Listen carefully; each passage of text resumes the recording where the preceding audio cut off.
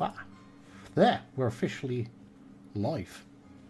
Well, we're not officially live. There's a 4-minute delay. So people won't hear what you say for another 4 minutes. But go on, give us an intro.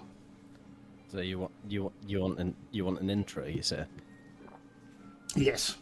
I want the cool I kind voice. of need background music to do it, but I guess it could work. One sec. Uh-oh. Here we go, ladies and gentlemen. In a world where many ships come, but not many leave. Welcome to the Highfound Stream. No, I'm Batman. That was way too late. Hello. Well, greetings everyone, and welcome back to World of Warships Legends with the Hive Hand. We are doing our first collaboration together for the Ocean Cup. I'm joined by fellow gamer, Mr. Rips. How you doing? Good sir. Hello again. I just did my first intro for the Hivehound, and ironically, not my first actual intro for the Hivehound, which was never used. I used your song. Wait, did you? Yes. No. I did. I didn't even know. Well, that'll teach Wait, you. you need to send me a link for that because I want to see it. I didn't even know you used it. But also copyright? It was like 2 years ago, and I was the first one to put it up. So if you put it up, I'm just going to copyright claim you. Oh, I should have dealt with that a long time ago, shouldn't I? You should have. To be fair, it's about you. It is. So Kind of. I don't think it's literally about me. I don't think it's inappropriate for the person who it's about, or not the person, the Subject matter. the personification of an owl. No, that's monk. Tiger. No. Dog. Hound. It's the same difference. I guess it's kind of a dog. Guess so. I should actually double check that, yes, my audio is working. Right, okay, so Mr. Ribs, although I'm in the Ocean Cup, I don't 100% understand the league structure. So just so people out there can sort of, if you're not involved, you can understand the scale of the Ocean Cup. So here we're looking at League 1A, which I'm guessing is American and Brazilian teams. Yes. This is League 1B, which is America and Brazilian teams. Somehow SS2 is in there, which is my current fleet. Then we've got... We do have some South American ones in there, though, so... Yeah, we do. So it's mostly Polish. We've had an influx of Polish people here in SS2. It's kind of like the UK. But they're good. They work hard, so we like it. Oh my god, That's a hole you're digging, and I don't want to. I'm just going to stand at the top and say it puts the lotion on its skin, you know. Yeah, and then we've got the European leagues. So there's a League 1A, 1B. Then we've got League 2, League 2A, League 2B, League 2C, League 3C, 3B, and I'm assuming there's a 3A. So how many teams are there in total now? There's well over 40, isn't there? I think it's 50 on the nose because 2 dropped out, didn't they? I think. They did. Who dropped out?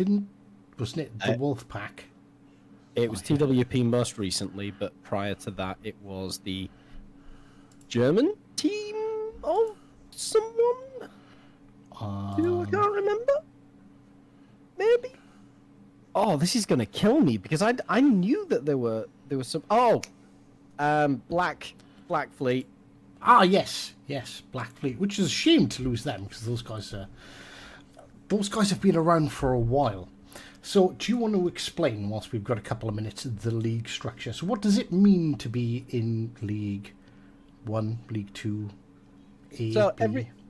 Everything comes off the initial ranking system. So the entire structure of Oceans Cup has been created out of nothing, effectively. And then it became something, and then everyone's wins and losses and whatnot were recorded by the TFN team and put into a general league structure. So the higher up the league you are, the more you are likely to be in the lower numbers of the leagues that are currently here. Confusing. I've Wait. Come again? So this started obviously with Oceans Cup 1. Yes. And with wins from that, whoever came out on top was at the top of a general league structure.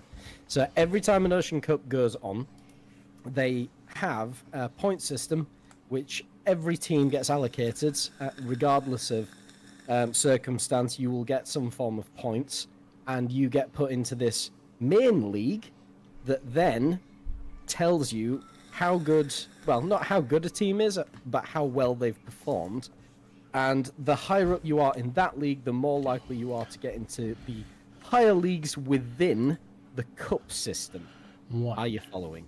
So, what would be expected? So, when we're looking at leagues, League One, these are the sort of, over the period that the Ocean Cup has been going, these are the guys that have generally performed better. Not to say necessarily there could be a brand new team in League 3. They could be absolutely amazing, but they just haven't played before. Yeah, exactly. Now, the only difference there being is that the initial structure was a worldwide setup, and now it's been split into regions, which are European and Russian, and American and Brazilian, specifically because of time zones. It is more awkward for teams to play who are 8 hours behind the UK, for example, at the same time as someone from the UK or from Russia, who could be significant amount of time in front.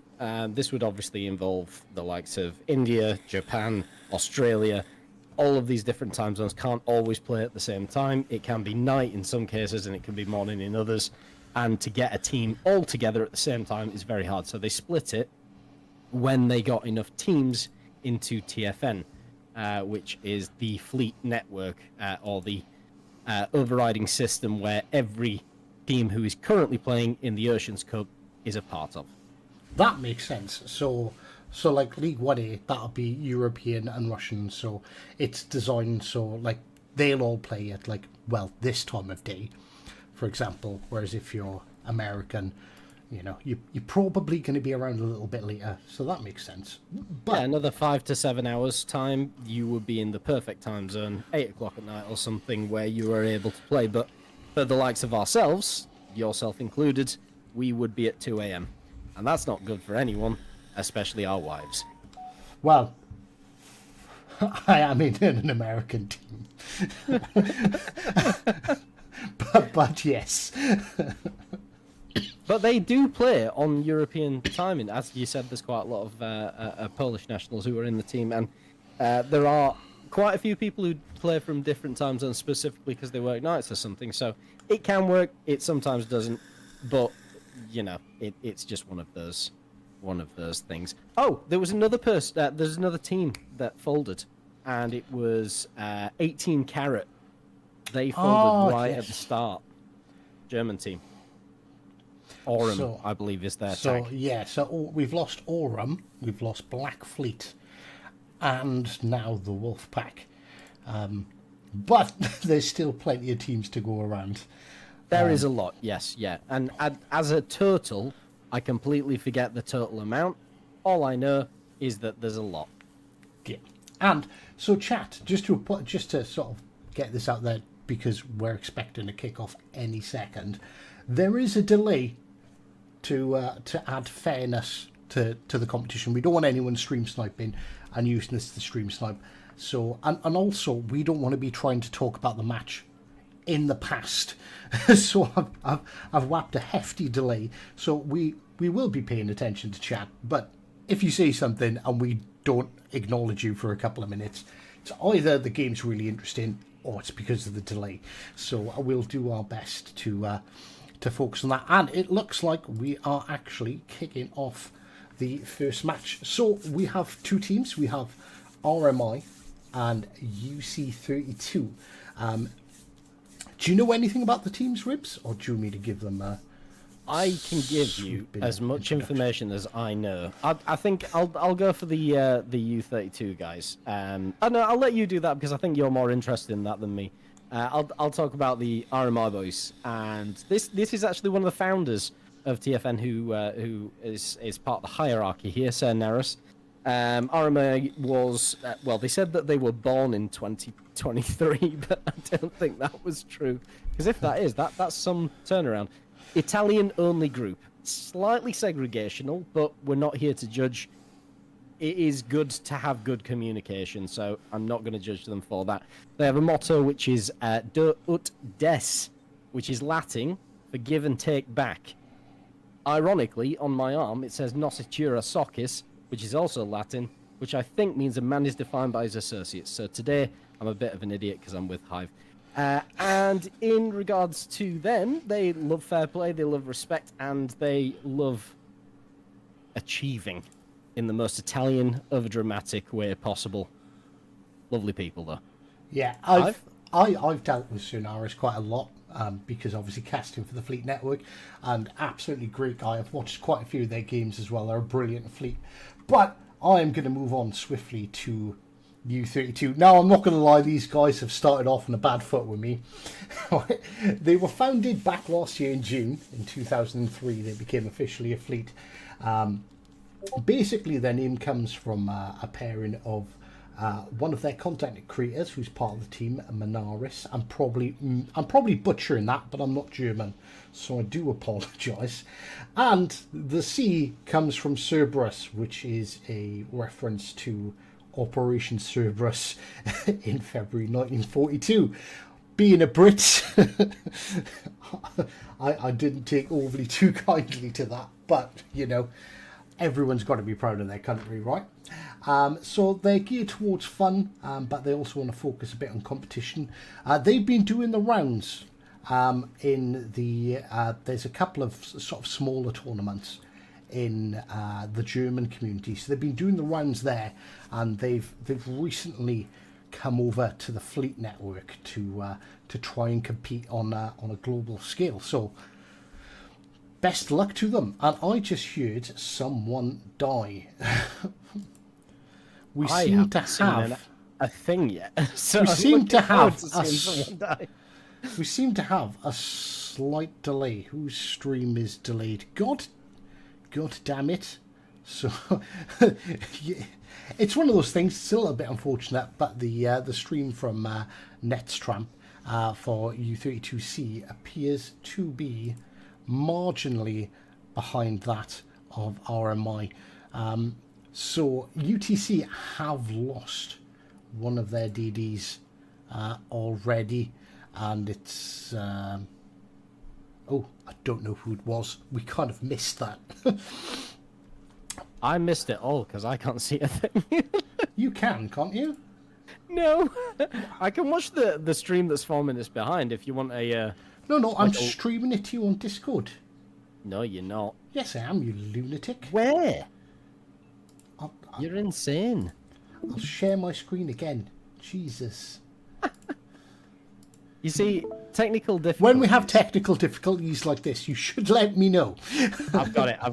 There we go. I've got the 720p stream that you've got opened up. Why is it 720p, just out of interest? Because I'm a peasant and can't afford Discord Nitro. Aha. Right. Interesting. Shall we talk about the game, since we're both in it and watching? And now we're both watching the same thing. Yes. So let's have a look. So where did they lose the DD to? I can't. It's 720p. I don't know, dude. I'm gonna assume it's on the B side, because yeah, it looks maybe it's in the middle of B. They have gone really aggressive on the B side, and it seems to be quite passive from the guys in the south. I would suggest that despite them trying to get some form of a control of the map, it doesn't actually look like they're doing a great deal at all. Their positions are very tight, and I think that RMI, if they're sensible, will just wait this out and wait for them to push. Yeah, we seem to be stuck in a bit of a nah fuck you deadlock at the moment here. Where Oh, we got spotting. Nets Trump has been spotted he has on a radar or an that's gonna be index. that's gonna be the cruiser from there. Can RMI capitalise on it? At the moment, he's not taking any damage, which, in all fairness, feels like an awful waste of a radar. But ooh, That's a big hit, and he took out a gun as well. that was a big oofs. Yeah, you don't want to lose a gun in a Z, especially because... Wait, did he take out a gun? It said that he took out a gun, but I think all of them are moving. Oh, is this a bug? Is this a bug thing? Oh, maybe. Is Maybe this we have a bug. is this something else, wargaming-wise, where we don't have the ability to showcase the right information because it's all janky with, and I quote, spaghetti code? Let's have a quick flick over to Twilight Phoenix. Fortunately, Twilight Phoenix is on the other side of the map, and oh my god, Yeah. playback quality buffer face. There we go. So we do actually get to see both sides of the map. So this is the action happening over. Salem's gone the- down. They've got a Michelangelo playing. That is a bold move. But I haven't actually played that ship yet. it's good for all the wrong reasons. So the problem that I have with the Michelangelo is that its secondaries aren't good enough, and it's supposed to be a good secondary boat. However, its main battery is insane. Its AP is great. It's well, of course, it's got SAP. Its SAP is fantastic as well, but it has a very exposed citadel. It's easy to hurt really badly, but if you're angling well enough and you can just let the secondaries rip away and you've got spotting for you, you can sit and smoke for like 40 seconds plus 30 on it. So it is a really decent boat. I am going to have to check that out for sure. Twilight Phoenix trying to blind fire the DD. He hits it. He hits a 5. Five. I think that was Michelangelo. I was Yeah. going to say, with the lack of penetration, it was more than likely going to be his bow. But to be honest, I would have kept AP on Petro anyway. Petro, look at how it's ripping him. He's only 4.5 kilometers away, but he's getting plunging fire, and he's getting those... Oh, Did you see what happened there? Even though he's got good angles for penetration, he couldn't do it, could he? no. Michelangelo might not have been such a bizarre pick after all. Ooh, did those torps connect then? They did, yes. Yeah, and he had to damage con it, which is not going to matter because it's only secondaries. But I would be really worried about the BB on the right side coming around the side and completely decimating. I feel like Yeah. Twilight's kind of been hung out to dry a little bit. These two BBs are just not in a position to capitalise anywhere. And oh, is that a Masashi coming round the corner is a there? Masashi coming round the Uh-oh. corner. He shot early though, which Oh. means most of his shots We've all not been there. over the island. Don't mock it. We've all been there. Have we? I don't know. The seaside is completely lost. It's a matter of time before that goes, and they played it exactly right on this side to potentially get rid. And the tightness to the island that the Petra is showing there, the Masashi should have pushed a long time before. Maybe the DD goes wide as well. There's nothing really spotting in the middle, so the BB south that can do what they want. But yeah, they're not really doing too much to actually win the game.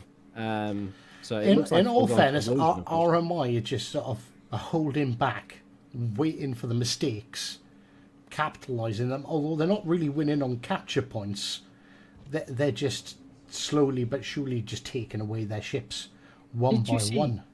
Did you see Yeah, that yes. get down to Petra? Just From 5 nonchalantly. kilometres. There are some BBs that don't do that. I have a feeling that the Petra could go down though, because even though his citadel is relatively low as well, that is a Masashi. and those are some big boy guns. I, However, prop mod I- saves the day. Again, I feel like he was kind of abandoned by his own Masashi there.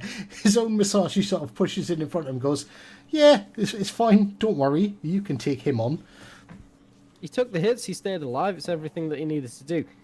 As far as it goes now, just for context as well, I have come up against a few U32C members in the past few days, and they stay together, but I fear that they don't push as much as they should do. And in a world of you've only got 15 minutes to deal with something, you do need to push. But what they've shown here is that they've overextended, they've gone too hard, and they've lost their flanks. Apart from this Lucifer chap who's on the outside, but too little too late. If he'd have pushed it earlier, maybe they get a good flank there, but he would be on his own against everyone else. Yes, they would take the cap. There's a lot of things to talk about. And you kill a Delaware, you're happy. Oh, that was Thunder Panzer. I know Thunder Panzer. Hive, do you want to talk? I've just been taking up the entire time doing it. No, that was perfect timing, because I was like, I'll take a quick sip of my drink. Oh. And it went down completely the wrong way. And I nearly died. Did you just see the bouncers on that Petro? Yeah. Oh, sweet lord.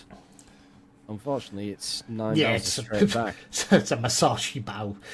The Petro's good, but he needs to wait a little bit longer and hopefully get that cheek.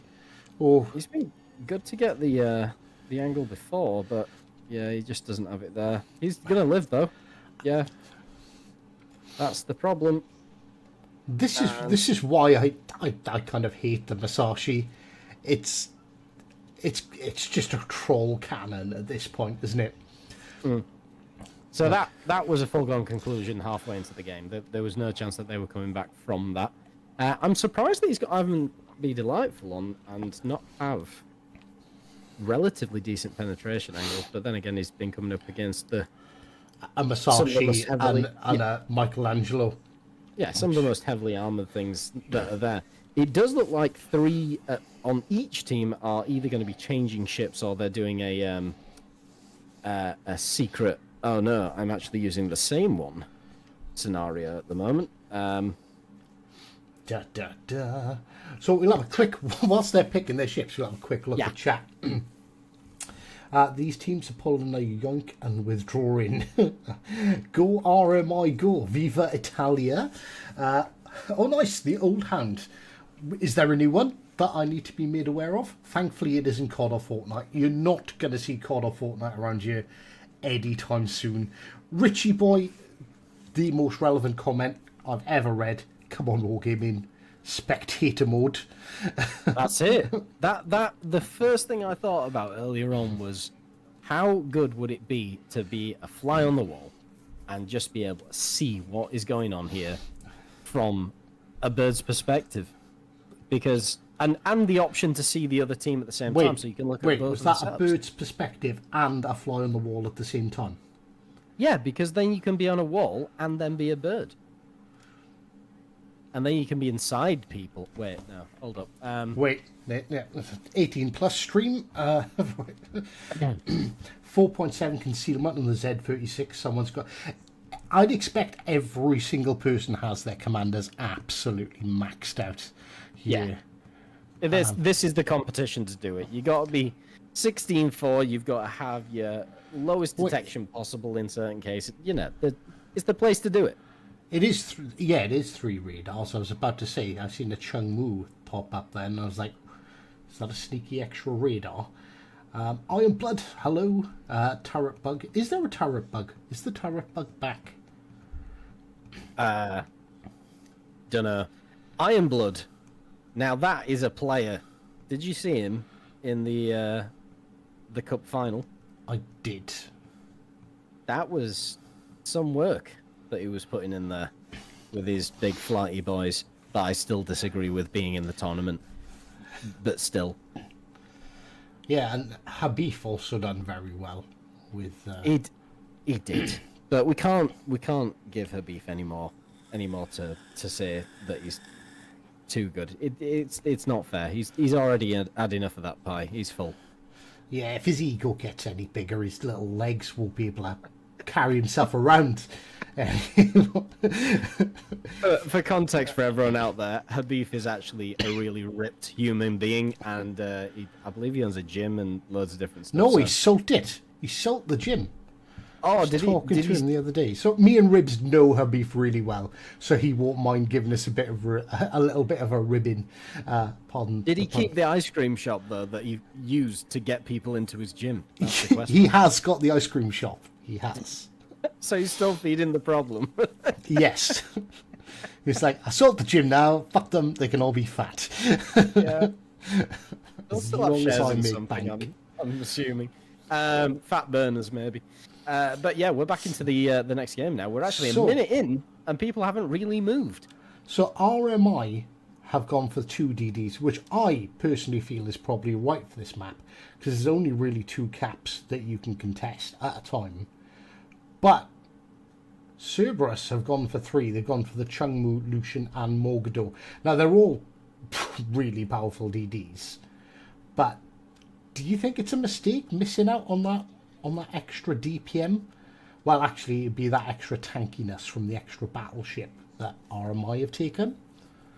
I don't think that, realistically, you have 2 caps to potentially go for. You're not going to be, at least at the start of the game, capping anything other than BLC, right? So there is no reason for them to have more than 2, in my opinion. However, if you are looking to dog another DD, which some people like to, where they put one beefy one at the back and one low detection one at the front, so that they can fight and kill initially, early, another DD.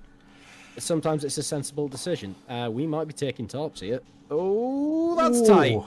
No, he's taking tops. Crossfired from that's the Delaware. From the Delaware as well. That's a big hit to take in the first few minutes of the battle. But I tell you what, it is a ballsy move to press your Petra right up here. Very ballsy, because first of all, you don't need to. Secondly, it leaves you open to potential DD problems, of which he does have some at the moment. Now, what is also interesting is his DD is leaving him to go to get B because he knows the Mogador's wide. So he thinks he's going to get it for free, and he will, if I'm completely honest, because what else is there to potentially stop him? They've got 3 DDs. You don't know where the second DD is. But wait, we can know where the second DD is. Exactly. No, the second DD's over at sea, so it's fine. That's a free B cap. Somehow, with the power of his mind alone, D-Ribs managed to... let's actually have a quick look to see how the Cerberus guys are laying their team out. So they're getting the Chungmu to reverse back into contest C. They have gone very wide here with the DD, which is... This DD up here is going to be really good for spotting, if he can spot that cruiser. I don't know how effective this guy, if you can see my mouse pointer, is going to be out here. See, there is only one person that's going to be able to shoot him, though. That's the problem. That's the guy backing out on D, who's potentially going to take hits from the B side. The Chungmu was being very, very cautious there, and I don't think that radar was intended for him. It would have been great if it was, because it was right at the end of the C cap being capped, stops the DD from pushing in potentially. However, he's just going to come in anyway, but it doesn't matter because they have the points lead and they have the cap lead. Oh, and where we were talking about RMI getting a free B cap, they have. There it goes, the B cap. There's nothing they can do to contest that without bringing the Mogador in. No, absolutely nothing. And he is... I understand why he's staying out wide, because basically he's just a spotter for the Delaware. And the Delaware will be able to get quite a bit of damage done, hopefully, with his torps from there. Without... But they're not capitalising elsewhere, which I think is a bit of a shame. Tell you what, that was a wasted radar from the Chungmu. The DPM that you can put out in a Chungmu and you didn't shoot the Z once. I could almost understand him not firing, because obviously you don't want to get spotted and lose your DD. But the Kronstadt didn't have shots at him. The Delaware, maybe, but you're talking like 11 kilometers. As long as he doesn't sit still, he'd get away with that. It was... But the more you can put into someone immediately, the better it's going to be for you eventually. Yeah. In most cases. In some cases, it's not going to be as beneficial. And yes, he did have support there, but how many of them actually shot the DD? And how many of them had the DPM of a Chungmu? Yeah. Not many. Now, the main problem I'm finding for the Chungmu now is he is crossing the line of the cruiser behind him, which leaves him in a torpedo danger zone. Because if any torps come this way, he's getting clipped by them. Simple as that. And they are... Is the Z going to have got close enough to attempt to fire at that cruiser? I don't think it would have. I don't think it might have been just on the border, but to be honest, it doesn't really matter anymore because they're looking at D. Now, it's interesting because the game is kind of switching slightly because of the flanks. Look at how wide U32C are as a net. They are actually encroaching on the width of the entirety of the map right now and are pushing them in. The Kronstadt's potentially going to go down. The only team that have lost a cruiser is RMI. So this could be a long game play that was arguably unintentional, but the Kronstadt is dead. Oh, there you go. So keeping the Chengdu around probably was quite useful. And if he had a radar now... Can he now? He's uncontested. Yeah, he's got to push back with the cruiser on the right-hand side. The B side, I have absolutely no clue, and I'm sorry to our RMI, but they have lost a massive trick here. The 4 ships on the left-hand side, why they didn't just send it, I don't know. Because they were only up against San Luis and a Delaware on the corner. They've got to do something, because the other side is now lost. It's gone. But interestingly enough, the points are still really quite close. And Z's got away. Oof. That could have been a lot worse than it was. Yep, Sonaris is...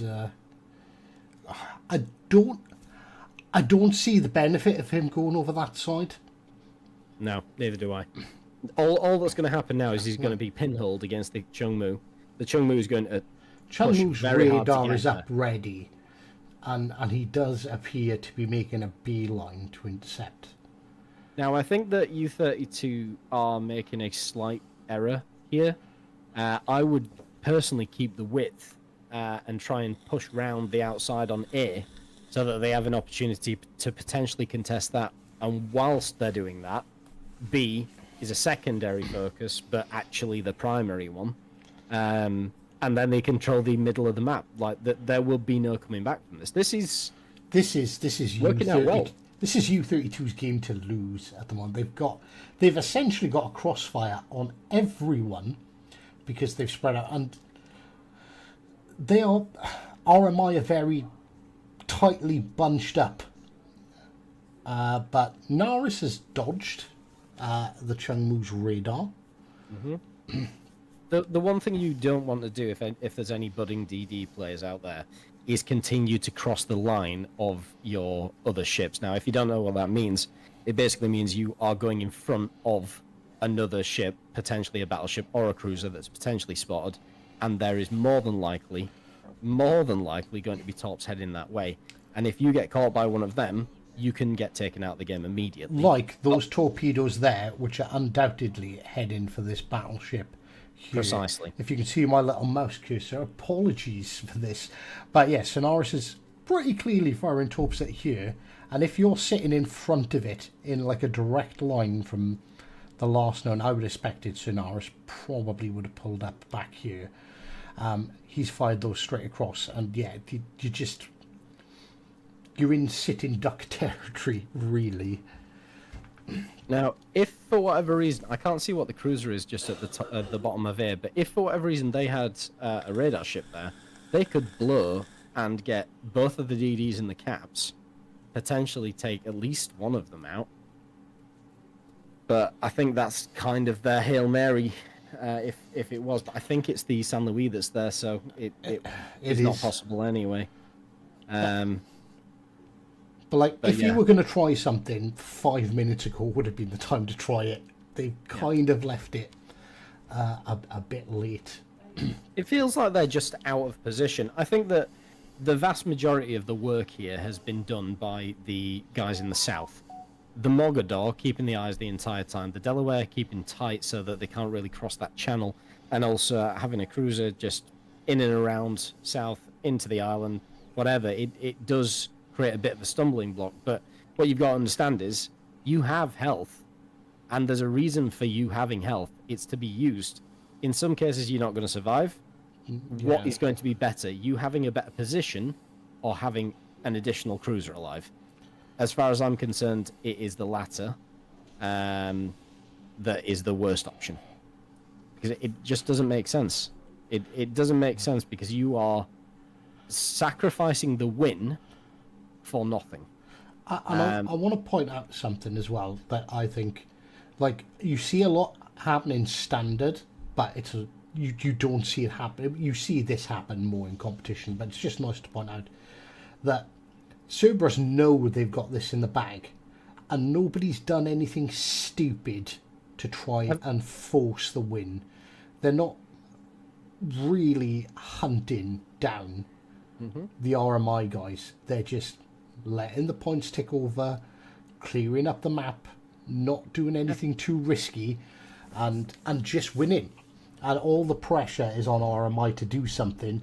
Their St. Louis, is it a St. It's not a St. Louis. Yeah, San Luis. Yeah, it's San Luis takes Z's a in front of him. He's really low. And that was a poor decision to shoot as well, because you are within detection range of the destroyer, which you can assume would be the case. But the one thing that they didn't count on, well, actually, no, I'll tell you what you just said there was quite sensible. They were being sensible. They had decided to consolidate. They all turned around. Every single one of the DDs for the past 3 minutes have been facing the wrong way, specifically getting ready so that they don't have to be killed, potentially lose the game. So that is a lot more suitable a game than the first one I saw. Yeah. They have definitely planned a lot more on that than they did on the first one. So that's 1-1. 1-1. I believe. So tiebreaker now. We're actually gonna get into a third game. Oh, a lot of ship changes. Whoa, don't leave. No, you can leave. That's fine. You still got one more battle to play. I guess we might be going for a ship change here. Why do you think that game turned out like that? Because it looked, at least from the start, that RMI was looking quite good. Well, they lost the Petro early on, which was a big loss. Losing a radar, especially in comp, that's huge. Twilight made a couple of mistakes. Like, he knew roughly where the Mogador was. He fired up his radar before his guns were even pointing in the right direction, which was a bit daft. He also, because his DD turned off, if him and his DD focused on the Mogador with their radar, that could have really switched the game around. But no, they lost that, and then they just stayed too tight, too grouped up together at the back of C. They just and then the U32 guys just surrounded them, and there was never any coming back from that. As soon as they were surrounded, they could have easily exploited the width, though, because the spacing in between all of those ships was so significant, and there are so many places to hide in that game. The North could have quite easily done something about it. If I was the Z, I would have let the Chungmu immediately have that cap down on, was it B or C? I can't remember. C, probably. And I'd have gone straight north as soon as I got the call, or was spotted from the back. That is the first thing that you do, because you're protecting your flank. If for whatever reason you don't think that you've got the speed to do that, I can understand it. But Z's good enough to do that. It's low enough detection to help out, and it probably has RPF as well. But then again, he's got Maximilian von Spee, which I have personally never seen anyone use Maximilian von Spee on a Z. Why do you think that is? I'm trying to remember what Maximilian von Spee's skills are. He's definitely a multi-talented commander, I know that, but off the top of my head, I can't remember. I'll tell you what, I'm going to go and have a look. Whilst you do your little streamy, deemy. I was just about to fire up my PlayStation to open up another screen to look, and yeah, it seems like an odd choice. I have a feeling it's survivability related, but I'm not sure. Maximilian. I mean, going for survivability's probably not a bad idea. It only takes one top, though, you know, potentially. Maximilian von Spee. This I would like to see. Derek is building the USS Louisiana on Minecraft. Cool. I've seen some amazing things built in Minecraft. I've got to log into Wargaming's website to look at Wargaming's website. What is going on? Smoke generator cooldown, and it's got subsurface venture. He's got contact is imminent. Subsurface venture is probably the one you go for. Its detectability options are there. Yeah, no, he's a DD commander, and he's got everything there that is necessary for it. I guess everyone focuses on Bay because he's universally good. Yes, I agree. It has perceptive, so he can get RPF with that. So if he doesn't have another commander that can do it, fantastic. But the fourth set is the most interesting one. I don't know which one to use. I'd probably use Smoke on the Water with the DD, but especially a smoked one. But he's got On Sunset as well, which increases torpedo detectability. So yes, you've got your Hydra, but if you can get 150 meters extra on your detectability and you're in front of your ships, this is another thing that you can do. So slightly contradictory to what I was saying before, you can still do what is called torp screening, where you would drive across the front of your ships, not directly across the front, but close enough so that you can spot potential torpedoes incoming. And that could be a good defensive tactic for them. That might be the reason why they're using von Spee. Other reason might be, as I say, they don't have the appropriate commanders for it. I personally would be running either Bay or more than likely Blue Furiosa. Furiosa? Why would you run Blue? Are you going for ridiculous torpedo reload? Pretty much, yeah. It's more of a area deterrent than anything. Here's another interesting one, though. Petra's going wide. Very wide. I guess he doesn't want to get caught out by a Morgador again. But he is detected way out there. But he is right on the edge of... there we go. Radar from... Radar. I'm guessing that's Chung Mu. We can't see what the DD is. But it's a DD with a radar, so it's a Chung Mu. It has to be. Just out of interest, I can't remember if this is part of the rules or not. Did the Michelangelo campaign start before the Ocean Cup start? Ooh. I'm imagining that it did, but I believe that the original rules were you can't have a ship that wasn't already technically in the game, I guess? Yeah, so obviously, we're due an update next week. I'd imagine that it is correct to do that, but you have not had enough time to learn that ship and use it correctly, unless you are these guys who seemingly did know what they're doing. So I don't know why I'm talking. Well, I know why you're talking, because you were debating whether it was against the rules or not to run. You should have really used some of the new soundboard stuff that you got, which that would have been perfect for that. I forgot about that. I hope that didn't come out really loud on the stream, by the way. It didn't. It was fun. Oh, good. I need Discord Nitro so bad. Well, we'll have a quick chat on how everything's going in the game, because this is the 1-for-1. They either team can't afford. Sorry, neither team, speak English, dribble. Neither team can afford to lose this. So points wise, it's RMI. It's an RMI swing as it stands. Yeah, But they're about to take here. RMI have got B. No one's contesting B. A is uncontested. They could contest A. So that's going to sort of flatten out the scores. And C is still currently contested by... I forget what DD it was that we were spotted and shot at. The Velos. The Velos, that's right. The Velos is obviously sitting in the... Oh, Velos is spotted. See, what I think they're trying to do here is get the Petra on the islands on the left side, but I don't think that there's enough cover for them to be there, and the support is behind them. That I don't think that they're creating enough crossfires. I do think that they had an opportunity here to go after that Velos with those two DDs that sat in the cap, but they're not. They're just sitting. They're waiting. No, there is a cruiser out there. St. Louis. Yes, but he's far back. If you're on the inside, on the seaside, the only way that you can get that cruiser shooting you is if he turns in towards you. And guess who's on the other side of here?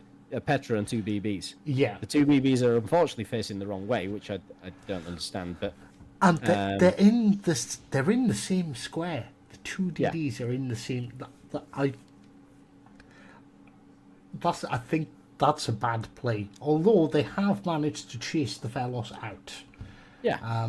As far as I'm concerned, they should be pushing it before that Marco Polo can push on the outside and cause a problem, allowing no cruisers to be able to push into C because he's got too much of an angle, allowing no BBs to push in either because they're going to be pinned. So they are hinging now on holding C and holding B. However, the A side is won. I think that the cruiser in A might not last too long, but he hasn't actually got that much competition. The only people that can shoot him are directly north of A, and he's behind a rock, so he's just sat eating the points. I think that they'll double DD on B, potentially triple DD on B, get that, and if they do, then I don't see a way back again. If I was calling the shots for RMI, one of those CDDs, I would be screaming at them to turn around. Absolutely. The Velos is way out wide. It's going to take him a while to get back into contest. He's lost some hit points, so just keep the Chung Mu there, because if he comes back, the Chung Mu can easily finish him off. I would be sending... And there's a small land. Get the small land back over B, and just make sure that DD knows, like, the Cerberus DD knows, you come in here, you're going to die, you know? I think that the best taut boat should stay wide on the seaside, and I think that the BB should move back across. I think that the B-side DD is going to die, and that has come way too late. It's a Z46 as well, so he's within hydro. I think Lucian goes down, and they then get B. Unless there is something done on the A sides. Lucian's still alive. He was very lucky to come out of that. If he has come out of that, yeah, he has. He got his heel on. He got his heel on, so that was quite lucky of him. Velos is back and half health. That's why that small land needs to be over a B. Yeah, they can deal with a half health Velos. That's easy. I like that they kept pushing the BB wide so that they could match the Marco Polo. So he's going to come down and get into the position where the Petra is, so that the Petra has an allowance to do something else, I'm assuming. They are pushing their team back towards B to cover it off, which is extremely sensible. About Twilight not switching to HE for that Musashi? He's kind of angled. You see ricochets, shatters. Like, he's done some damage with AP, but I think it's been a bit of a waste if he'd swapped to HE and started getting some fires on. Which the Petrol's perfectly good at doing. the problem that he's got there is that he's shooting at Musashi at max range, and the arcs are still not good enough to look at Pen, so they're just going to bounce off the deck, bounce off the guns, bounce off the nose. So, yeah, unless you're hitting superstructure, you're not really doing anything there, so it would be much more sensible to use HG. Oh, that Z46 is going in at the Lucian again. I think that he loses this, honestly, because he's got 3 DDs all shooting him. And I don't think there's a trade there. I think that is... That... Oh, there is another DD in B, though. And the Velos has just pushed out. Oh, this is getting spicy now. But they're focusing on the wrong DD. There's one there that's really... 2 that are low health. And they appear to be shooting at the healthy one. I cannot believe that Marco Polo is not pushing directly north right now to come and try and hurt this Petra or the BB behind it. I can't believe it. There is no reason why they wouldn't want to do that. Unfortunately, because we haven't got spectator mode, wargaming, we can't really see if that Marco is doing anything. Like, the only real targets he's got there are those 3 DDs, and like at that range with a Marco Polo, I don't think it's particularly effective. Ooh, but Full health Lucian pushing up. I mean, he could continue that push and get straight into that smoke and take out the other 2 DDs. Is he going to do it though? I'm imagining that he has his hydro up, but I can't see. Because we don't have spectator mode. Yeah. I mean, if I was that Lucian, I would just be pushing straight towards those DDs. I would not care. Because you are going to take B regardless. And there is no reason why you wouldn't want to go over and help the Velos. There is nothing happening on the A side. You can see that. Why would you turn around? Maybe they're just like, they were a bit too aggressive in the first match. They seem to pull it back in the second. Maybe because the points are quite close, securing B and A is enough to turn the tides. As long as they don't lose any more ships. Yes. Or without trading. Yes and no. Do you know what I have a massive problem with at the moment? Battleships need to do more. Like, why? It is 4 minutes to go. How are you not closer? How are you not helping? They're not taking the fire. Oof. I was just about to say, they're not taking damage from their cruisers, which is obviously not good. Like, yes, everyone knows battleships have got great big guns and they make things go boom. Yeah, but they're also really, really good at putting their face in front of everyone and just eating damage. And, you know, you don't want to see one of your DPM cruisers lose 2/3 of its health in a single salvo, whilst your battleships are a further 5 kilometers back, not really doing anything.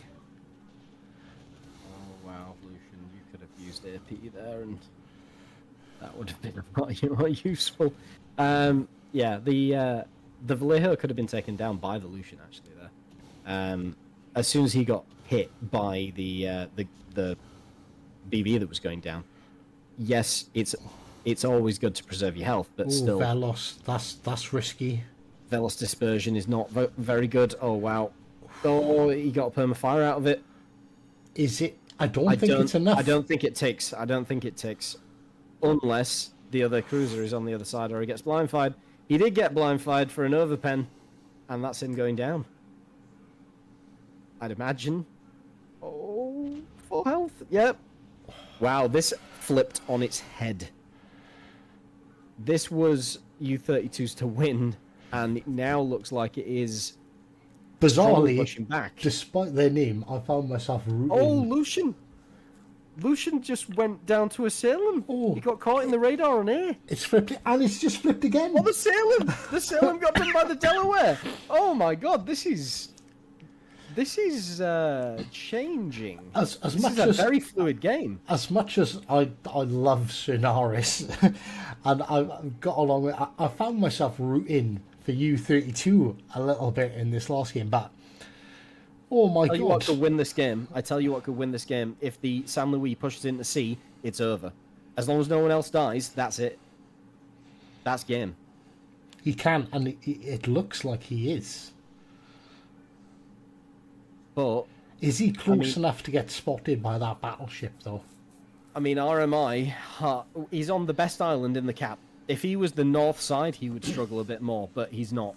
RMI have such low health across the board. And where's the Petra? Where is the Petra? The Petra hasn't come out from behind the island the entire game. Marco's actually pushing up. He's started, but unfortunately he's on. I think he's on double fire. Yeah, the other Marco is not going to be losing any health. Oh, he played that smart as well. He has just dropped his 40-second. His 40-second. Oh, the Petra pushed up. Is he radared? No, because the other Marco would have fired. You would expect. I don't think it's that sensible for them to focus him. The Donskoi is... There is no worries whatsoever for the Donskoi. He might, however, if he had shots on the Vallejo, which he might have had the arcs. No, he was shooting the Delaware. But this is U32's win. It is. There is no way, as far as I can see... Well, no, because the timer's up. There you go. Yeah, that's it. Well, U32 beat RMI. And interestingly enough, if you want to go back to the leagues, that takes them into a potential position to go through. Clean. Let's have a look. Right, okay. So RMI are on 6 points now. This hasn't been updated. So they would have been ahead. They would be joint, well, first and second. Would have been RMI and the Avengers. But points-wise, how does this points-wise go now? So RMI and Avenger are going to be on the same points, to my understanding. But I think Avenger... Yeah, so everyone's played their games. So, well, I believe... It will go on... So U32 will be awarded 3 points for the win, right? Yes. So they'll be on for 7. Yeah, so U32 are through, regardless. It's RMI and Avenger that we're not so certain about. I believe there's some kind of a playoff spot here regardless, but going through native rather than going through on a wild card is two separate things. I'm going to bring up the rule book, Mr. Hive. That's right, I'm getting the rule book out. So, it's very confusing, and there's a lot of numbers. However, there are... So this was League 3, right? Of which there are A, B, C, and D. A and B had 4 each. 2 of them go through. 2 of them go through. So the question is, what happens with the third? I'm assuming that they go to some kind of playoff. Yeah, third goes to a playoff and fourth is knocked out. So the 808, they're gone.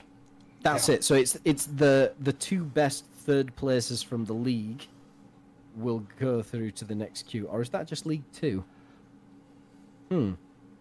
I wish this was more plain. Maybe we can get Sonaris in to explain. Yeah, actually, that would be perfect. Anyone would know. Drag him in. Right, hang on a second. Let me get up to the right screen. We just type in. Can you pop in chat and explain to explain what's going on? What's for RMI? What's going to happen next? Are you going to be a wild card? Are you going to be in a playoff? Are you going to be fighting someone in somewhere else? Somewhere. We'll see. He did just suffer a loss, so he might tell us to piss off in Italian. Possible.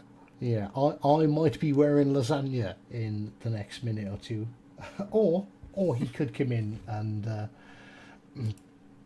and explain all. But GG's to Yeah. U32. I honestly thought going into this, I thought with U32 being like the new guys, RMI have been around for years. I thought RMI were honestly going to wipe the floor with them. Yeah, and after the first game, it seemed a foregone conclusion. Yeah, but they got their shit together, and they played the second game. They played really well. The third, that final match, that was a bit messy. That literally could have gone either way up until like the last minute and a half. But that second game they played really well.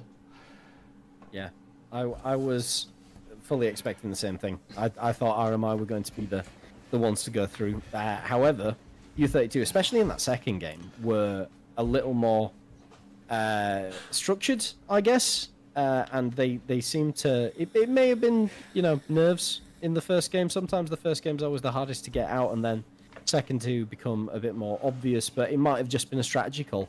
It might have been a case of one side had a better strategy than the other, and it paid off. Can I send... right. So Naris wants to send someone else who's not on my friends list.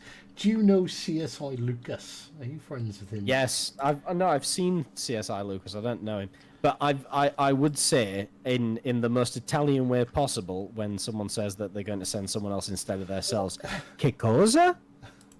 And hopefully that's understood from my Italian brethren.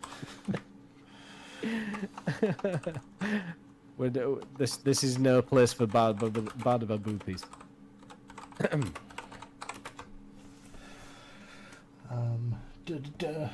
So I'm trying. Whilst I try and get this sorted out, entertain people, Ribs. Give us a song. Have you made an Ocean Cup song yet?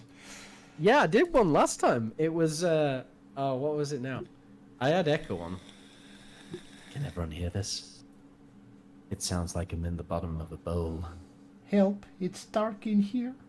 If you leave me now, you take away the biggest part of Rips. Ooh, ooh, ooh, no, baby, please play boats. How about that? That was good. Hello, Echo. Right, so I'm trying to find Lucas on the Fleet Network. You're just interrupting me the entire time. I Sorry. should call you Mr. Interrupter rather than I've Hound. All you have to do is type in CSI Lucas and then say, come join us in this stream and say hello to your boys. And tell us what's happening, because we don't know.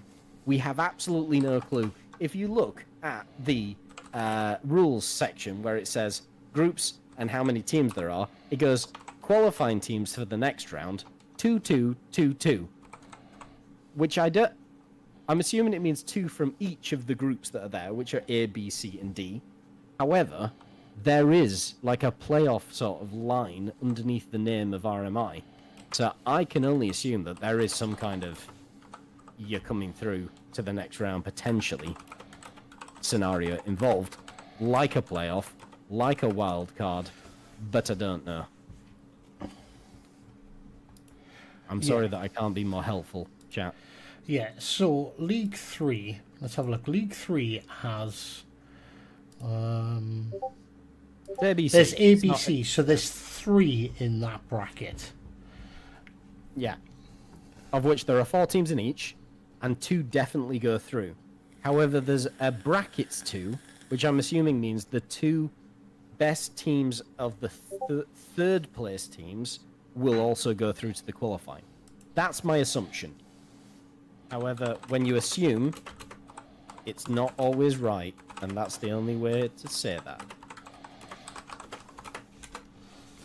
Yeah, so we will. I have got hold of Mr. Lucas, so he will be with us. So hopefully he can explain this craziness. His name is going to be Rigatone or Ciccone or Santa Maria. That might be Spanish. That might be Spanish, right? We're going to get a dial tone because we're going to ring him in, so bear with us 2 seconds. Because professional streamers here. There we go. We have Mr. Ribs back. Yay, claps! Hey guys, good evening. Sorry, that wasn't... That was cruel. That's what that was. Good timing. I'm sorry, dude. Yes, hello, CSI Lucas. It looks like you're a pilot of some kind. How are you doing after that game? I'm good, thanks. Oh well. Wish it would have gone differently, but anyway, it was a nice close match. That last battle, just watching that scoreboard flip seemingly every second was great to watch.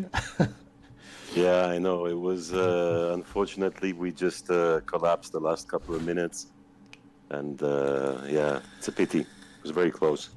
What were the communications like in game? What was the idea like halfway through? Let's say we're almost equivalent on points. The caps seem to be both in favour and very balanced at the time.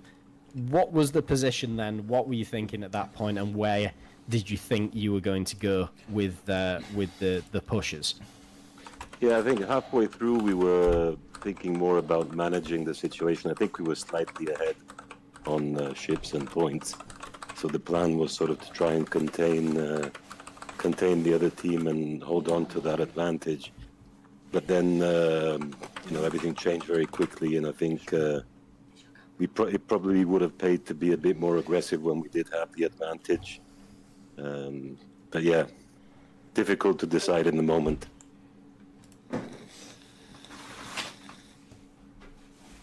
I would have absolutely loved to see a late game flourish of everyone pushing as hard as they could, knowing that things were going. When I was looking at it and it was 1 minute 30, I was just thinking, you got to use your health. That Petra, no offense to the chap, but sitting behind an island for that long, if the Marco Polo on the right side had been slightly wider and taken his position right at the start, he'd have been able to push himself in and get into the game a lot faster, and he would have kept the cap. It may not have ticked as badly and potentially helped out over the B side while the Lucian was pushing forward.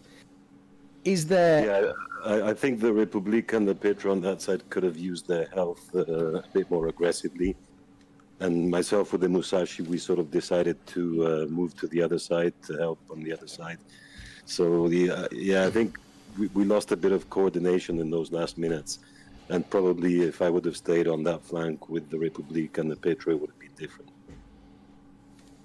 See, the first game that we saw, it was a case of everything seemed to be going your way. U32 were fast. They pushed all the way in straight away. You guys were sat back just waiting for things to happen. Things happened. You got health early on from a variety of different sources. Salem being obviously a big one sat in the cap on the east side. Did you expect the second game to go the way it was at the start of the second game, 4 or 5 minutes in? Well, I think the problem with the second game is we didn't choose the right lineup. I think they played with 3 destroyers, and we had 2, and we probably should have also gone with 3 destroyers. I think we made a few mistakes on that second game that we shouldn't have made. It was allowing that DD to come down the east flank and spot. Yeah. I think was what tripped you up on that second. Yeah, and that Mogador is so fast, at range. It's very difficult to hit him. So we really struggled with him. Yeah. Yeah, that was always going to be the softer side for yourselves, because they were playing extremely defensive down there, sticking the Delaware on the corner and using the San Luis just to keep at range if necessary, and kite if needed as well. It sounded like, or seemed at least, that they had a lot bigger plan in that game than they did in the first one. It's almost like they were stumped in the first one, and I honestly thought that this was just going to be a whitewash. I thought it was going to be 3-0, and that was going to be it. But they came back. They used their flanks so successfully then to expose and spot, and yes, having the 3 DDs is useful, but they didn't actually use their DDs until the end of the game. It was mainly just... I think the DDs just kept all of us spotted, and Yeah. you know, whenever you have that DD running around, it moves your attention somewhere else, and that's really what happened is we got a bit distracted, a bit uncoordinated, and it's a pity because that second map we trained a lot on it. We'd won quite well the previous game, so maybe we also, you know, underestimated that second game, but it happens. You know, I'm happy they played great games, good comeback. You know, nothing to say. They were really very strong, so it happens. And I think agree. we'll just have to prepare a bit better for next time. So you have a possibility of going through to the next round now, to my understanding, dependent on how other games go. Is that right? I think all the games are done. If I'm not mistaken, we're equal on points, but we lost the direct match, which was this one this evening. So I think we're currently second in the group and they're first, even though we have the same points. Ah, right. Okay. So Avengers, because you've beaten them, they will go below you then. Is that correct? Yeah, I think Avengers also lost to U32, if I'm not mistaken. Ah, well, no, they got 2 wins. No, yes, you're right. So Avengers and us are equal points, because but Naras just did a quick calculation, if I'm not mistaken, and basically there's two fleets at 7 points, but I think we go through as second in the group. Oh, So U32, are they going through as first? Yes, as first. Yeah, so so U32 got first because they beat Avengers, and you guys, you're second, and that knocks Exactly. AVR down to third. So this is what I get lost. So with the Yes, brackets, they I know won I know again. That I was know it. fourth place are out. Fourth place Yeah. in each of the leagues is gone from the tournament. But third, have they still got a chance to carry on? I think there's sort of the best thirds. There's a handful of thirds that do go through, but don't quote me on that. I need to check the rules exactly. yeah. So it's 2/3. 2/3 go through, and it will be Yeah. more than likely the best seeded right. ones, I guess. That's So right.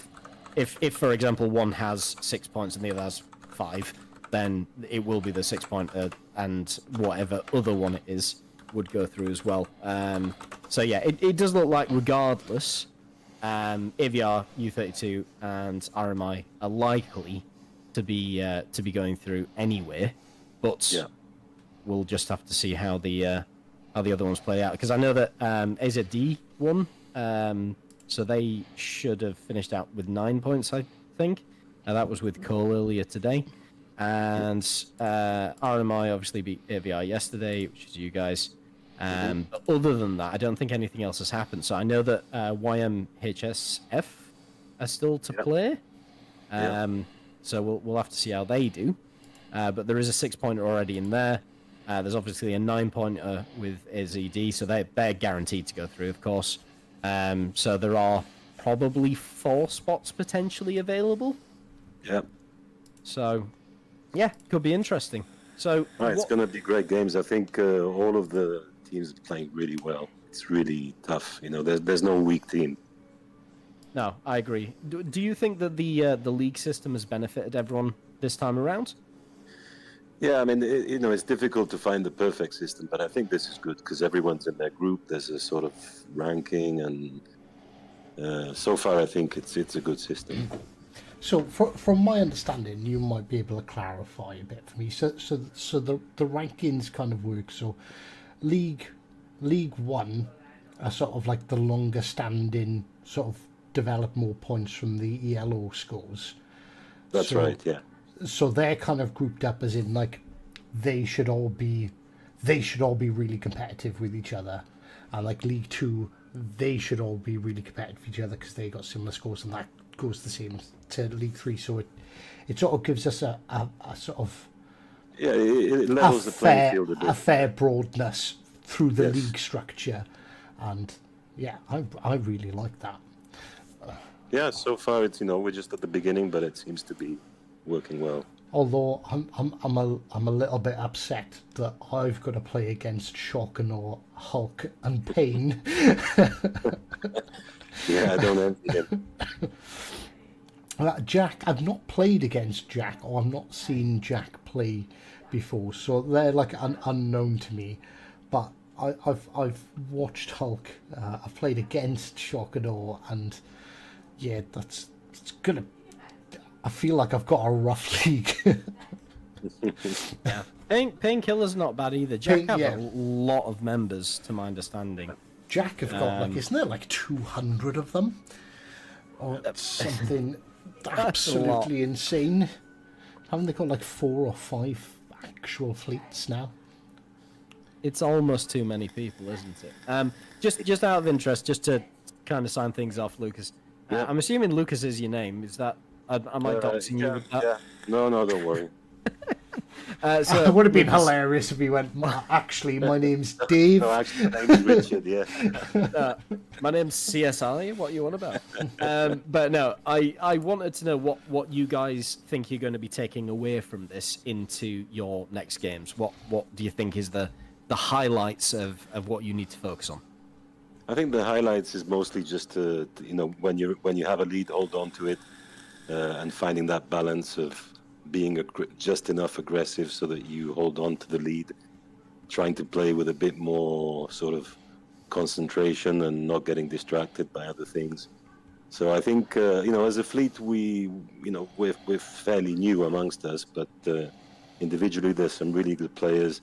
We just need to put it together and gain even more sort of fluidity and synergy between us. So I think that's going to be the plan. Have you ever considered changing sides? What do you... I'm sorry. In life. That's a really bad joke. As long as you're not talking about something sexual. Definitely not. No. No. What? I'll ask you one thing to leave you. Sure. In regards to yourselves, would you ever consider a Welshman to be a part of RMI? Yes, I think what we're trying to do is sort of get a strong group amongst us, but we constantly have this discussion, and we're always, or definitely we're open to having experienced players join us, if nothing else, just to learn. But definitely there's space for anyone. I think we started as an Italian-only fleet, but we definitely don't want to keep it that way. So there's room for anyone who wants to. Well, he said experience time, Ribs was trying to get you to say no because I'm the Welshman that he was talking about. Yeah, but they said that they were looking for experienced players, so I'm not sure if you qualify. We'll accept everyone except people from Cardiff. I don't know if that There works. we go. I'm not from Cardiff. It's Oh, no. I've got a breakdown of the points just so we know. It is U32 at the top with 7 points. RMI did get second with 7 points, and AVR are on 6. 808G got 0. So it is a case of RMI definitely go through. AVR may go through, depending on other results. Yeah, so I think we're through second of the group, which means we'll be facing the first qualified of the other group. That's right. Yeah.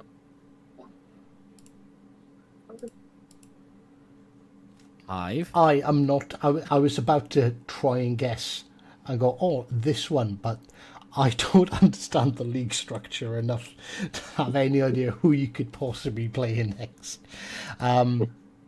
So would that be the Azurite Dragons? Maybe they look like they're going to go through. Yeah, honestly, I can't say right now because we were just briefly talking about it after the game, so I haven't seen any of the standings. I'm sure Naras will be working furiously in the background, working out all the groupings. So we'll know soon. So it is a strong possibility, but it could be a variety of people at the moment. So I just looked and I just saw Azurite Dragons did win their game against Cole.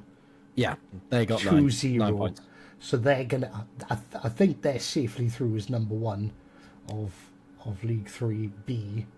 They are the secondary to CRD though, and CRD obviously being top seeded, maybe top 3 minimum in the world at the moment. So having a secondary within League 3 is not a bad thing for them, I don't think. Yeah.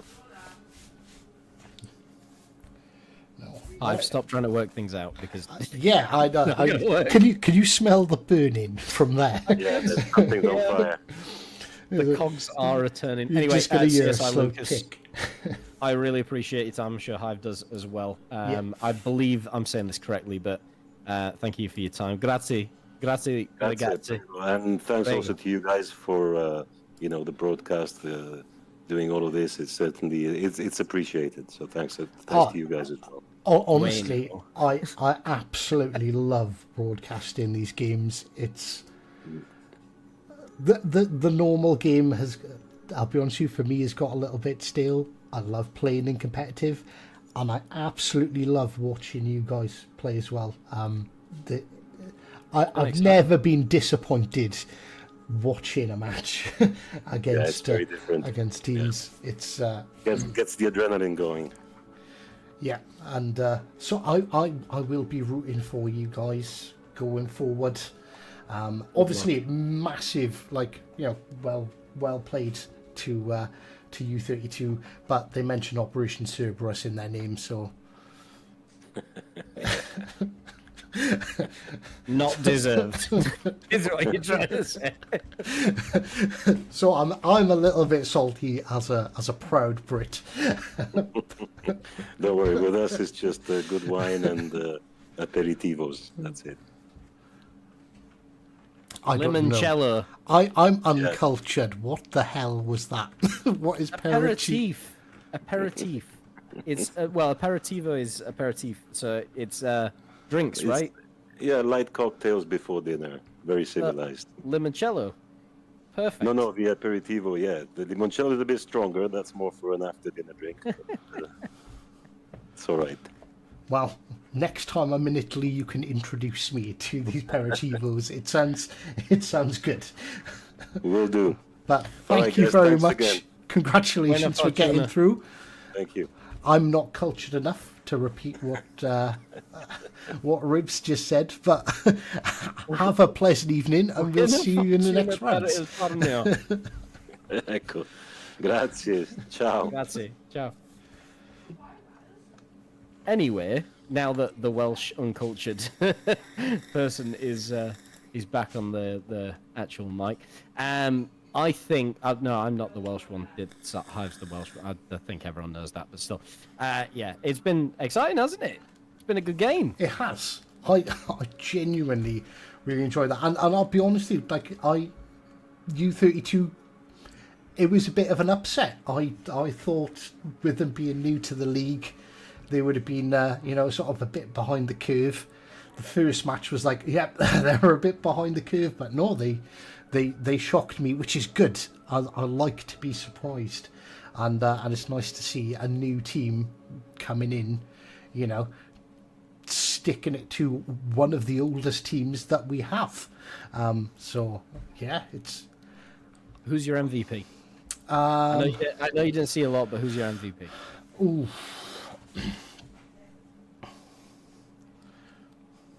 I forget his name, but the guy in the Chungmu for U32. Okay. Yeah. Mine's Leak Prime. Leak Prime was the Morgador player, right? Was he? Possibly. All I know is he was in the last game of the Velos, played it very calmly, collectively, was against two DDs throughout the entirety of it, and managed to hold himself, stay alive for the vast majority, do really well. And it's not a massively easy ship to play because... Oh no, he died. He died right at the end to the permafire. Damn. But that was a slight lapse in was judgment. the Z46 that Was popped him. Yeah, like right at the end. I was like, that's a bold move. Pop. There you go. But it was at least a trade, regardless. I believe that there's someone else who's joined the chat. Is that right? I don't know. I heard a ding. TF. Hello, guys. Oh, Hey, it's Daenerys. the man, the There's legend. Naras in here. Thank you for streaming, guys. He deserves It a was a clap. pleasure. Hey, you got a clap. Nah. Do you want a Thank you, duck as guys. well? I can give you a duck. You're great, guys. You're great. We do try. Okay, Exciting game. the banner is not updated yet. but as I say, Why we haven't have you updated 7 it yet? points. This is your job. Okay.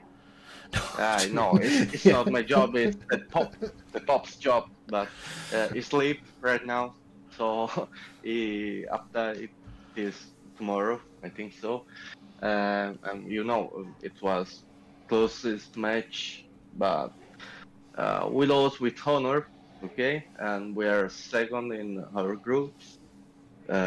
Same points with U32 servers, and AVR is just 3, okay, third with 7 points, 6 points, sorry, and unfortunate 808 German fleets as withdraw, okay, from the tournament due a lack of player, okay, just for explication. It's fine. It helps Now us understand what's we happening. move forward. We move forward. We are the first group to hand their game. Okay, so we have 2 weeks of our scream forward us. Okay. I was about to say, I haven't even had my first match yet. So you guys getting them all cleaned up, like getting it out of the way quick, like no hanging around. But yeah, it's always a pleasure to watch you guys play. And Oh yeah. I I'm was glad. rooting for you the whole time. I didn't see anyone bring a Duke of York, so I was a little bit upset. You could have played the meme. You could have easily played the meme. The important thing is this is the first stream of Ocean Cup 4. I hope we'll see next match streaming by you and other testing team. It's a pleasure. I've been looking forward to casting competitive mostly, again. But we're more fleet sometimes shy to show their game. So if not mandatory, streaming is just a pleasure. Okay, if you agree with your opponents and nothing more. We have just mandatory stream by week number 7. Okay. Yeah. So you heard it. We So- we are going to be getting a lot more competitive streams over the next. Yeah. Basically, they'll start picking up. They'll be more and more frequent. Hopefully, we'll get some more back-to-back ones as well. That's always interesting, watching 4 teams duke it out at the same time. I tried to convince some fleet leader to stream their match, but no, it's hard sometimes. A lot of teams want to hide their tactics early. Yeah, understandable. Which I is feel that that's a direct dig at me. why are you refusing to stream your games, Ribs? But I yet haven't you'll tried sit anything. here and comment on others. Nor Wow, have I asked everyone. someone to refuse on our behalf. No. UFO. Right, I need to. Well, if you take it in the context, we are a good seeded team, and we don't want to give all of our stratagems away to our respected colleagues throughout the process. We want to keep some things to heart, and there is a possibility that our information may get out and we may get counted and whatnot. But we're changing it up constantly, so hopefully that doesn't happen. But the more you stream, the more people learn about you, the less you are likely to win. That's the point exactly. That's simply the point. We tried to convince some fleet leader, but I appreciate all the fleet leaders who stream when they don't have to. yeah. Ribs. You know what? Jedi Bliss offered to stream your last match, okay, from Salty Sailors, last match of their group. I hope so. We can make something. It could be interesting to do. It's not our last match though. That's the thing. It's our I think we've got another match after that. I think we've got something on the 27th. Are we playing Anchor then, or Dick Fish, or one of them? I think, but yeah. Let me check. quickly check. I can stream that as well because I'm not. I'm Salty 2, not Salty 1. I'm happy to stream all of the Salty games that they'll allow me to. Obviously, I won't be able to stream the Salty 2 games because I'll be playing, and I can't be chatting with the enemy like I am now in the midst of a battle. Dog matches. Yeah, we've got. Okay, guys, let's talk about hybrids in Ocean Cup 4. Oh no! Don't. Don't Why do it. did you have to bring that up? It's interesting to me how many people actually would like it to be here, whilst also at tier 8, it not actually being that useful. Like the Louisiana, that is ridiculous. Let's be fair. If you can two-shot without actually even being in view of a Stalingrad, that's insane.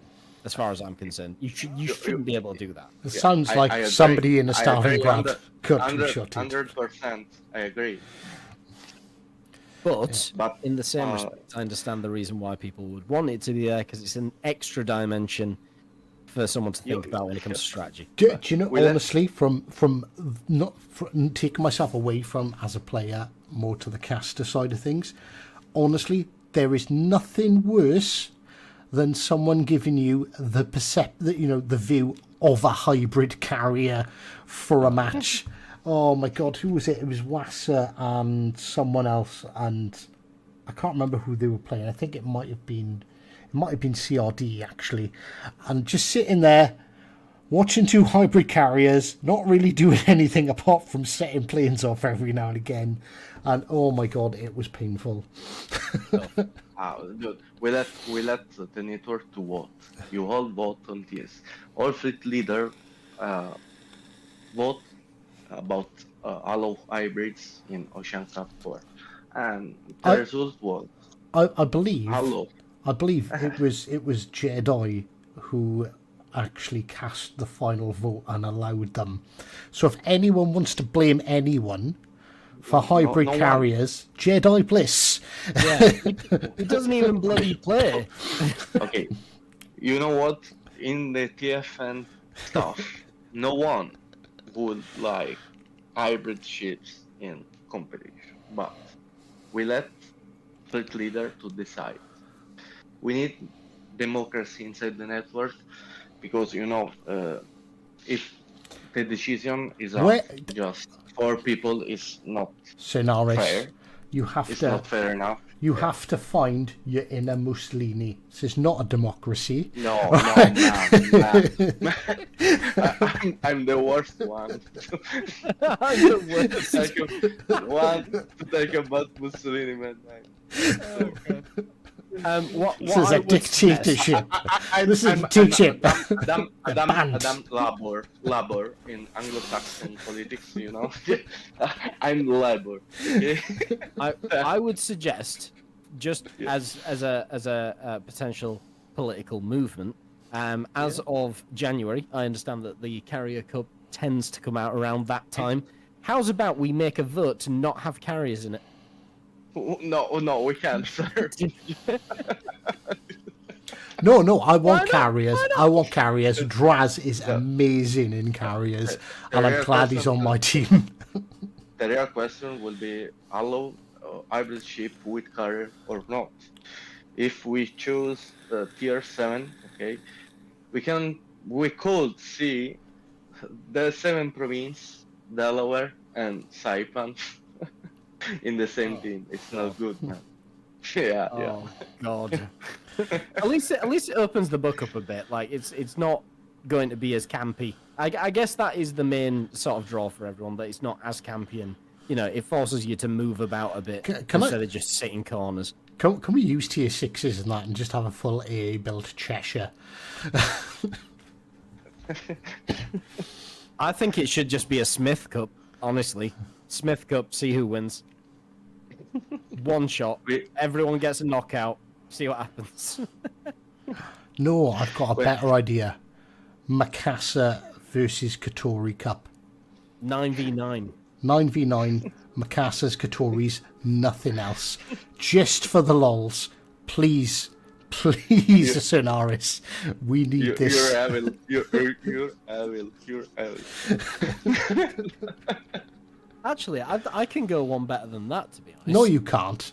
Yes, I absolutely can, and it could potentially break the game. 9v9, Deprovencian. Nah. No way. That would break the game. Could you imagine how many bombs are coming down at the same time? Everyone's sending them. You would. The servers are off. You know, they are burnt. Can we blow up Wargaming servers? Yeah. What we Just think need. about it. Okay, fine, we'll do it, but everyone has to play a match at the same time. Just a crowd fund. We'll have a Sunday afternoon / evening where everyone can get on. We'll have 25 matches of 9v9 D-Provincials. That is going to be horrible. Oh, I hope Blip's not watching. Easy way to lost our sponsorship with Wargaming. Or it's a could- way for them to get better servers and more of a dev team and give us faster turnarounds on things and fixes and also a fucking spectator. Give Yeah, us a spectator we want with tracking spectator rooms. mode on next weekend when having another D-Provincial Dude. tournament. Or just play Train Simulator. I'm pretty sure they are at work about it, but I don't know if it's possible. They can or they not can never possible to tell do it. us if they are or aren't doing it, but like it's I know it's on their list of things they would like to do, which is give us spectator mode. But you know, if and when that will come, it only took us 3 years to get training rooms, or 4 years to get training rooms. No, man, it's just 2 years, maybe. Was it? If I remember correctly. All they have to do is set one of the ships to be destroyed immediately, and then you've got 8v8. That's it. Yeah, That's all that needs to be done. Okay, but this needs some times. Okay, if you have 2 ships, tier 1, okay, to spawn in the middle. I figured it out. Move forward to ram each other. Okay, I've- they spot enemy line. They spot enemy ship before to die. I Also figured it detonate out. They and need spawn. to introduce the Willy D as a premium destroyer, because that thing just kills itself all the time. It's a famous American destroyer that when it left port, it ripped its own nose off because it was still moored yeah. to something else, and it was the one that tried to torpedo the Missouri. So that's just instantly going to explode as soon as you start a game. They can make money from it. I'll buy it. I'll buy a ship that instantly explodes. So we could. William D. Porter, wasn't it? Is that Yes. right? William D. Porter? Yeah. Yeah, the unluckiest ship in the world. To be honest, guy, Wargaming helped us a lot during this year. It's not about just sponsorship, but I talk about real support to all manage. I can tell not tournament at all, but all manage too much people. Okay, we have a lot of people, a lot of fleet inside the network, and we need to be fair each other, and we need a lot this spec to come. We ask it. Okay, we just waiting. You do have to be careful. You do definitely have to be careful, though, because Popcorn could get too much of a promotion, and he might be the next Mussolini. community manager. No, that's not what I was going to say. Community manager at Wargaming. So you need to be very careful there, because you need to hold on and grip him as tight as you can so he can look after everything for you. Very sensible. In all fairness, I would say that although we complain about Wargaming taking too long to give us stuff, one thing you have is the community team are really good. Yeah. And I won a hider last month. Free. Oh, I got one for free too. I wanted Vallejo, but I didn't think that was an option, so I put hider and I got hider. This time this time for the first time, the sponsorship include steel. Oh yes, And- you can have a steel option, can't you? This is a nice upgrade because most of the competitive fleets already have just all damn ships at tier 7 or tier 6, like that. And this time, the winner can choose between a tier 7 ship or just steel. It's like nice upgrade. See, I would definitely get a tier 7 ship. If I was looking down at the tier 5 and it was a 1,000 steel instead, I'd probably go with the 1,000 steel, I think. Or maybe even tier 6, 2,500. That's good money. But when it comes to tier 7 ships, they're worth their weight in gold as far as I'm concerned. Tier 7 is consistently one of the better tiers around, so I would definitely be going for a ship if someone got first. However, I we'll, really need a see. wee, so I will be right back. I'll just leave you two chat. No, but to be fair, I need to go to the bathroom as well, and I also need to message my girlfriend to tell her I'm not dead. So, yeah, it's been a pleasure. I'm going to have to go. Grazie ragazzi. Grazie mille. Grazie mille. Grazie a voi. Grazie mille. Thank you very much, guys. It was a Lasagna. pleasure. That's the only Ciao. Italian Ciao, I know. ragazzi. It's been an absolute pleasure. Arrivederci. Ciao ragazzi, grazie mille. Ciao a tutti. What? Well, I don't know if I enjoyed the game or the chatting at the end more, but it has been an absolute pleasure.